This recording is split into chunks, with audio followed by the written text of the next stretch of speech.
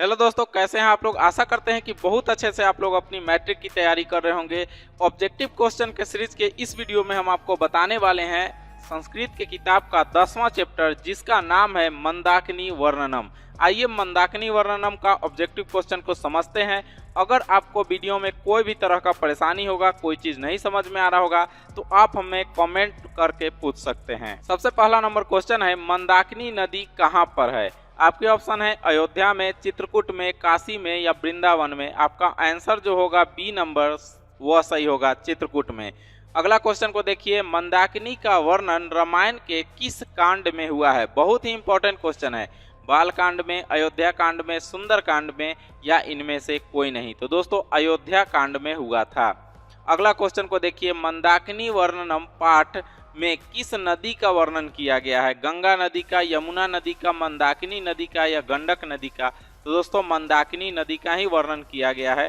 श्री राम जी सीता जी को मंदाकिनी नदी, जो कि चित्रकूट पर्वत के नीचे बह रही थी, उसी का वर्णन करके इस अध्याय में समझाते हैं। चौथा नंबर क्वेश्चन को देखते हैं, मंदाकिनी नदी में कौन स्नान करते हैं। आपके ऑप्शन है मृग, पक्षी, नर या ऋषि। इसमें होगा ऑप्शन डी नंबर सही होगा। ऋषि लोग वहां पर स्नान करके अपना तप तपस्या किया करते थे।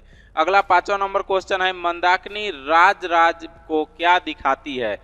आपका ऑप्शन है हंस निमेव या नीलन मीव या निर्झर निमेव या गृह निमेव।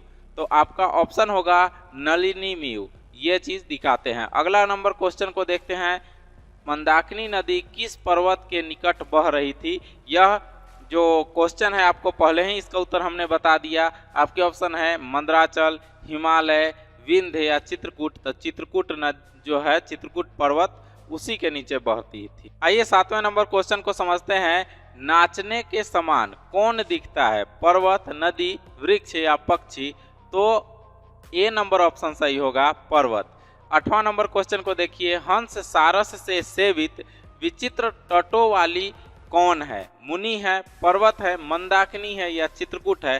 तो मंदाकिनी है, यानी कि हंस की तरह कौन है, हंस से सेवित कौन सी नदी है।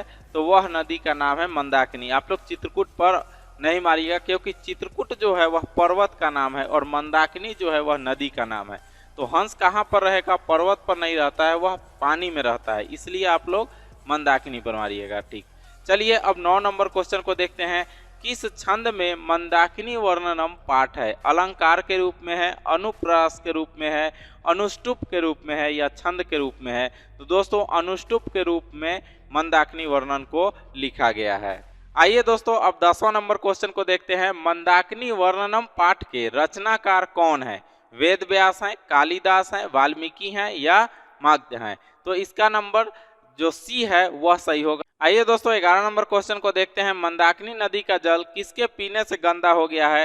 खरगोश के, गाय के, मोर के या हरिण के। तो डी नंबर ऑप्शन इसका सही होगा।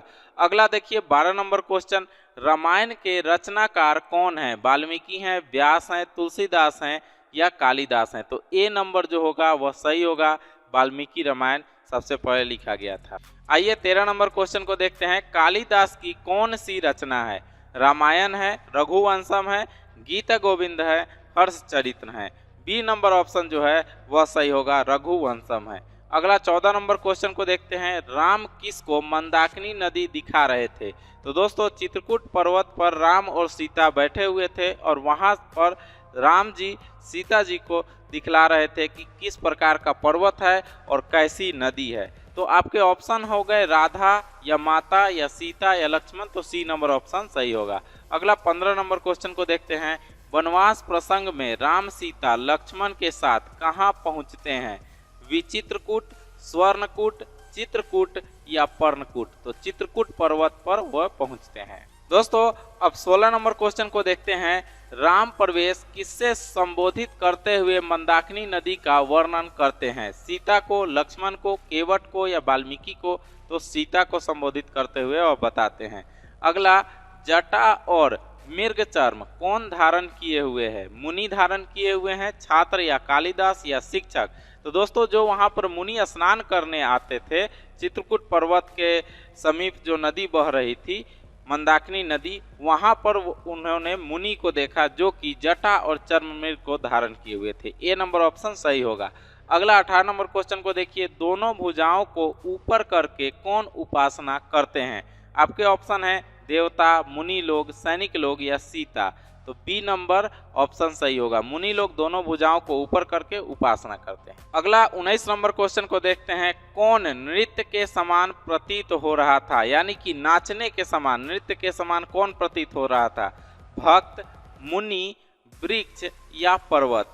तो ऑप्शन नंबर डी सही था। इसी तरह का एक और प्रश्न था जो कि पहले हमने बताया, बस उसको मॉडिफाई किया गया है। अगला 20 नंबर क्वेश्चन को देखते हैं, रंग बिरंगे तटों वाली कौन सी नदी है? गंडक है, यमुना है, मंदाकिनी है या सरस्वती है?